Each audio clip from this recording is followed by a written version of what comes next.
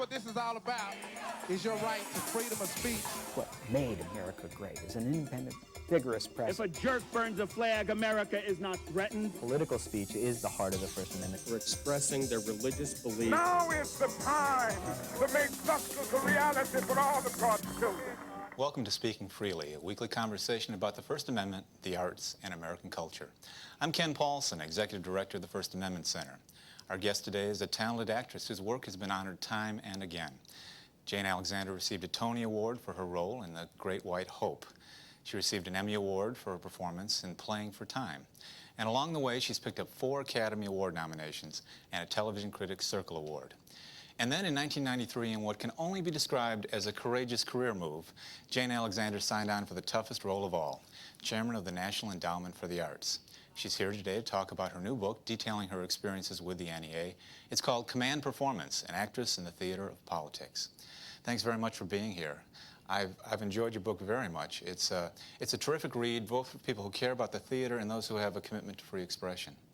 I was struck, though, by a lot of the content of the book where this appeared to be a dream job in some ways for you, but in other ways it clearly, there were mornings you had to wake up and go, what was I thinking? How was the job different from what you expected? I truly believe when I came to the NEA that I might be able to turn around the negative opinion that Congress had of the NEA in particular because of a couple of controversial grants.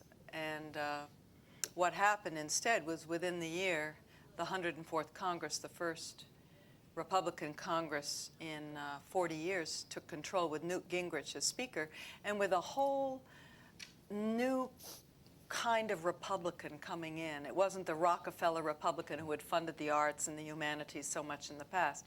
It was a new breed that was out to create a moral nation, pare down government, and so on, and the NEA was top of their hit list. So I was in the trenches for the rest of the time there.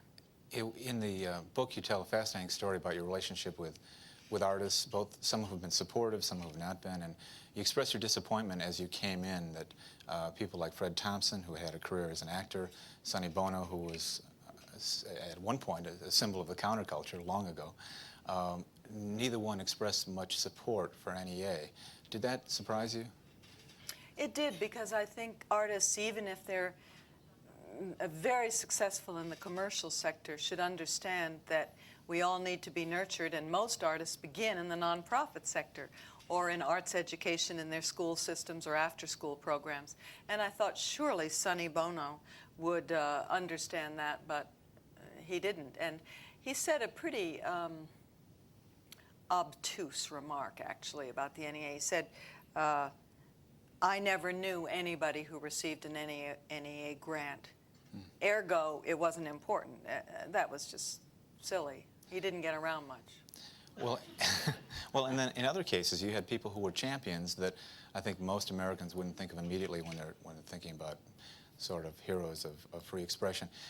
Possibly the least offensive musician in America, Kenny G, steps up and takes a stand for the NEA. Can you talk a little bit about that? Oh, I loved it when some of the musicians came to the Hill to advocate for the National Endowment for the Arts, and Kenny G went to a congressman who said, well, you know, I do believe in the arts, but I'm just not going to vote for the NEA.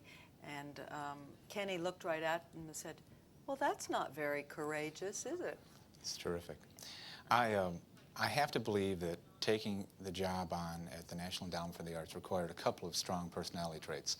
One would be confidence, another would be courage. And as I looked through the book, I looked for examples of those traits popping up early in your career. And the one event that you really only devote about a paragraph to, but I was sort of stunned by your courage, was you're at the White House, and you look across the room and you see someone you decide you want to dance with. And you approached... Fred Astaire. I asked Fred Astaire to dance. It's incredible courage. And what happened then? I don't think it takes a lot of courage. It takes chutzpah. He turned me down. But the good thing was that shortly thereafter, the president, who was Lyndon Baines Johnson at the time, did ask me to dance. And what kind of a dancer was LBJ? He was a terrific dancer. You mentioned in your book that you had to fight down the temptation to share your views on the Vietnam War with him. You bet. I was marching against the war and playing in a wonderful play called Oh, What a Lovely War, very anti-war sentiment, at Arena Stage at the time. LBJ was pariah to those of us who were against the war, and there I was dancing with him. And I thought, now's my chance to tell him. And then I thought, it's not the time. This poor man needs a little relaxation. Besides, he foxtrots very well. If he'd been a poor dancer, you would have let him know your view. You bet.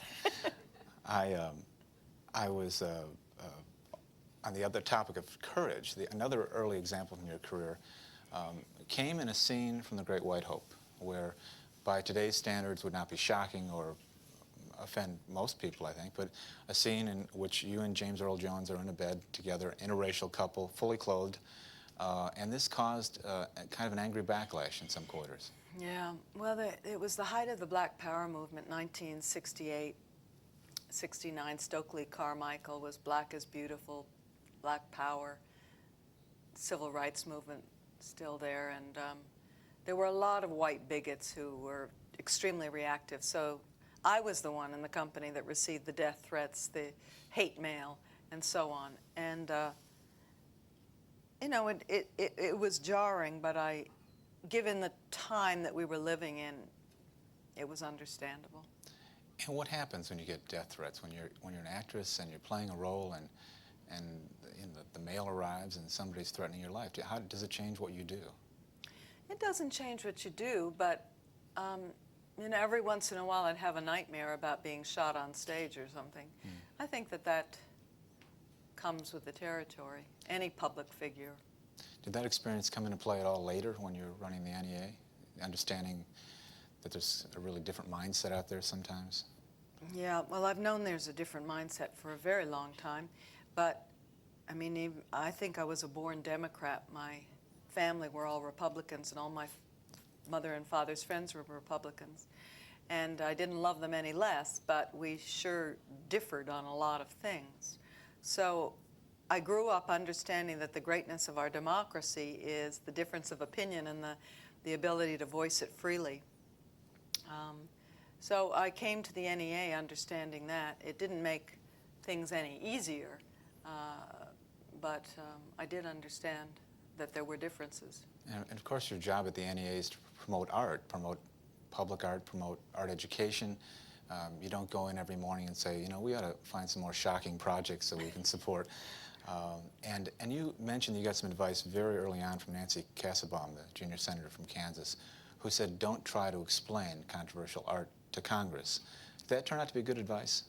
It actually was excellent advice, because I thought, well, if I could just educate people about what art is and what controversial art is and why it's always going to be there throughout all times and places, I could change people's minds. And what Nancy Kassebaum said to me is, don't try to defend controversial art. You can't do it. There are going to be some people who are just never going to accept it, and there are going to be some who will understand it. And Orrin Hatch said a similar thing to me. Orrin Hatch was always extremely supportive of the NEA, and he said to me, don't waste your time coming to visit people like me who are going to be supportive all the time, and don't waste your time going to see people like Dick Armey who are always going to be against federal funding for the arts. Go for the fence sitters. Go for the ones who really don't know what you're doing with the NEA and what art for our society is all about. And yet you did not shy away from at least engaging some people who clearly were on the other side. You paid visits to Jesse Helms, Newt Gingrich. Was that time well invested? I do believe it was in the long run. Jesse Helms and I, we must never forget that he's a courtly Southern gentleman, and he's not an uncivil person at all in person. He's quite charming, in fact. He and I obviously were going to differ on many, many things, but he was an important person, and an important person to get to know, to pay attention to. I tried to understand what amendments he was going to bring up. Of course, he would never tell me. He's a secretive man, too. But I didn't want to alienate this person any more than he already felt alienated. He was disappointed in me because I didn't do a lot of things that he wanted me to do. But at least we had a civil relationship. At one point, you get a list of concerns from Jesse Helm's office detailing a number of grants that are attributed to the NEA, and in some cases the NEA is not involved at all. But in a number of cases, it's extremely controversial art where there may have been some funds used in connection with the NEA. And there has to be a temptation in that job to sort of wish that fringe art would go away. Are there days you would just say, can't we just tone this down? Is it not that temptation? It wasn't that I wanted necessarily to tone down the art. I did want it to go away because what I was afraid of was that the whole agency would go under, and that meant all the arts education that we were supporting in the country, all the stuff that nobody has a problem with. And by the way, there should be one statistic that everybody understands, and that is that in 35 years of the existence of the endowment, the agency's given about 125,000 grants, and about 45 of them have caused some problems. So we're talking about a very tiny little slice of what the NEA gives. That doesn't mean there wasn't other controversial art, but these particular 45 did cause some problems for some people and were singled out, and then the whole agency was threatened with going under because of them. So yes, of course, I would wish sometimes that we just didn't have these problems because I was afraid we were going to lose everything else. Right. But I never vitiated my own belief in the First Amendment. Speaking of the First Amendment, there's a quote in the book where you say, "I knew that jumping up and down about the First Amendment and freedom of expression only made things worse, like waving a red flag at a bull." What is it about the First Amendment that would antagonize Congress? Well, in my first meeting with Strom Thurmond, when he said, "You're going to fund pornography," and I said, "The endowment does not fund obscenity as defined in a court of law because it's not protected speech." And then I went on to say, but other forms of freedom of expression are an artist's right, just as they are any citizen's, and I talked about the First Amendment. And Strom Thurmond became apoplectic, and he said, literally, I thought he was shaking. He said, the First Amendment is an excuse for people to do things they shouldn't be doing. And I was very, very concerned that I was just going to antagonize other people who were so far right as Strom Thurmond if I started to talk again about First Amendment or freedom of expression. So I couched it in other terms. And do you think that's because they don't believe in the First Amendment, or believe that you're just using the First Amendment as a cover for dastardly speech and art? I don't know the answer to that. I think only Strom Thurmond and the other conservatives who thought that way know the answer to that. I do believe that in my 4 years that Congress was trying to take more power away from the Constitution and the judicial branch and the executive branch of government. But those checks and balances that we have in our system and the fight of the legislative branch to constantly try to wrest more power from the other two has been ongoing in our history. And so, you know, who can blame them for trying? The Supreme Court, as you probably know, came down with a very strong decision about not penalizing institutions for the content of their art in June of '98. Which brings to mind a more recent controversy in New York, the Brooklyn Museum of Art and the Sensations exhibit, where the depiction of the Virgin Mary particularly angered the mayor of New York, Rudy Giuliani, and he threatened to cut off funding. You had to watch that with interest. What was your take on that controversy? Well, it was very clear that the mayor was in violation. He can say whatever he wants to say, that's fine, but he cannot withhold money from the People's Museum, and you know, that's in violation of what the Supreme Court's decision was. He can say whatever he wants. What bothers me a little bit is I think people need more education, and the mayor certainly did, about where the artist came from, Nigeria, what his parents thought about the Virgin Mary and how she was deified in that country before he started to make a decision about it being sacrilegious or something. You tell a number of very interesting stories in the book about specific battles over specific art. And one is about a film called Watermelon Woman. Mm-hmm. And that your description is that it has a lovemaking scene, but fairly modest by standards, and it involves some lesbians, African-American lesbian women. And yet this ignited initially a firestorm of criticism, and it ended up in a positive way. Can you talk about that, please? Oh, yes. Cheryl Dunye is a fine young filmmaker, African-American woman, and she made this film with some NEA money, some help. And it was a modest film. It was a very loving film about some young African-American lesbians looking for this fictional movie star named Watermelon Woman, a black actress in the 30s. The scene was very tasteful. I mean, by Hollywood standards, you wouldn't even bat an eye. And it was blown way out of proportion. Some House of Representatives oversight and investigation committee wanted again to hammer the NEA and take all the amount of money we had given away from this filmmaker.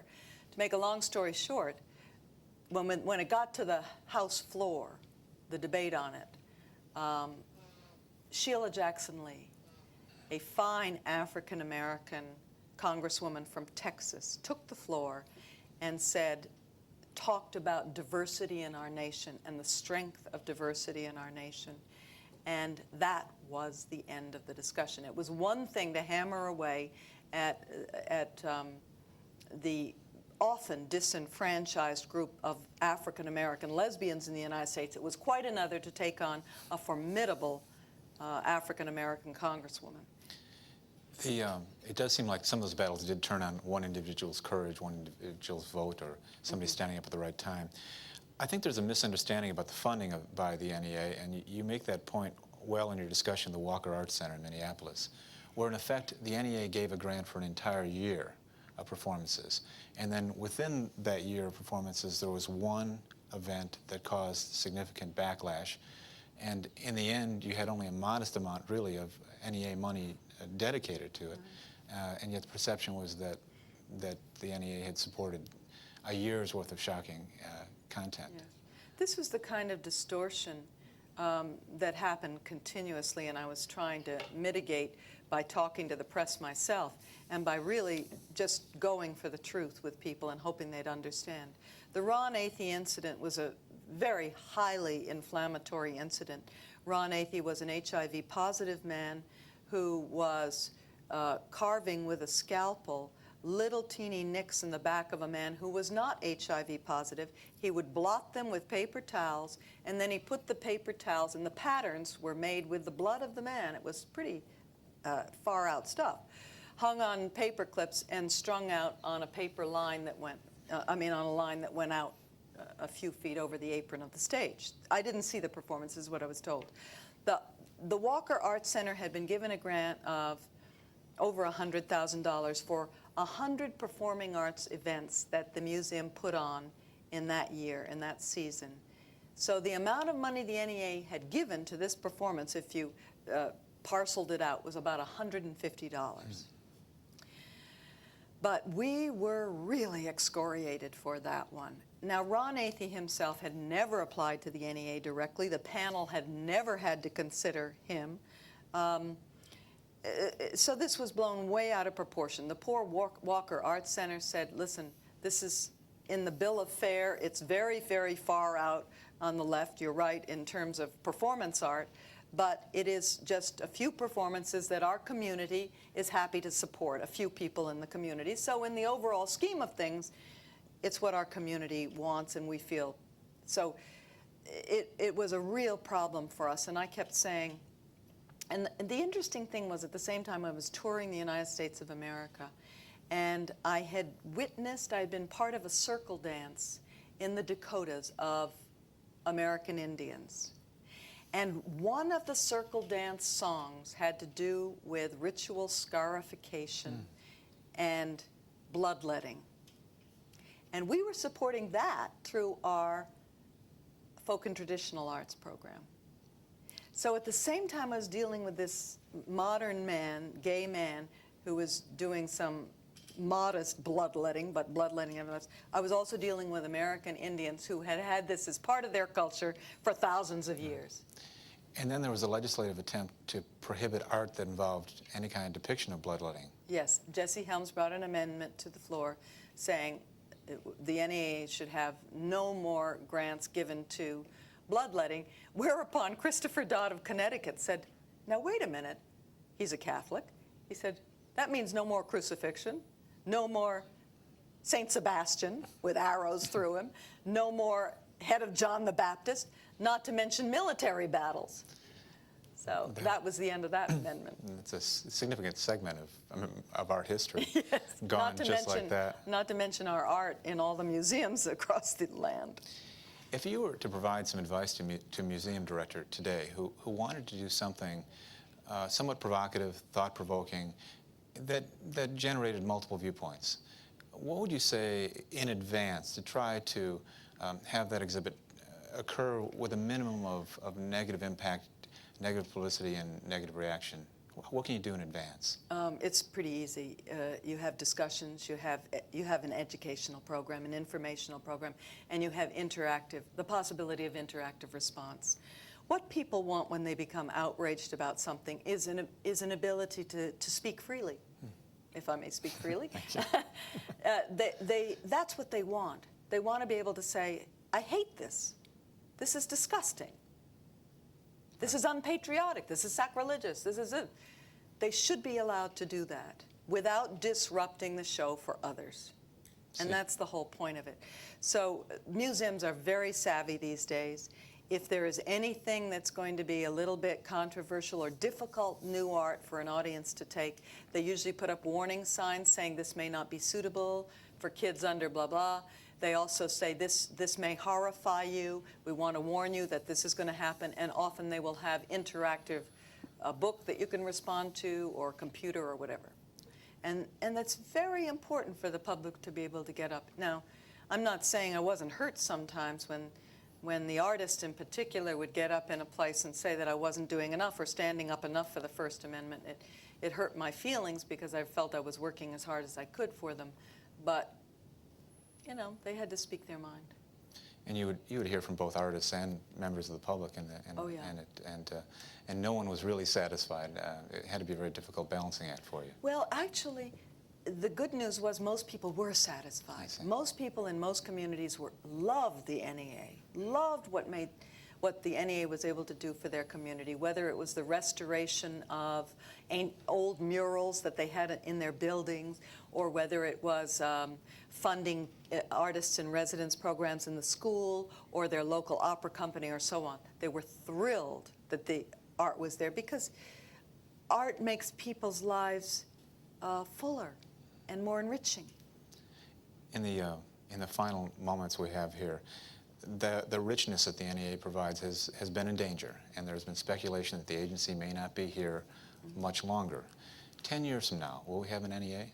Oh yes, we'll have an NEA, and the budget will be about $350 million. And you feel positively about the NEA's future because?